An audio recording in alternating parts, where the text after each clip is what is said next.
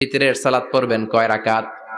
প্রথমে 2 রাকাত, তারপরে সালাম ফিরিয়ে আবার 1 রাকাত। এইটা সবচেয়ে সহি পদ্ধতি।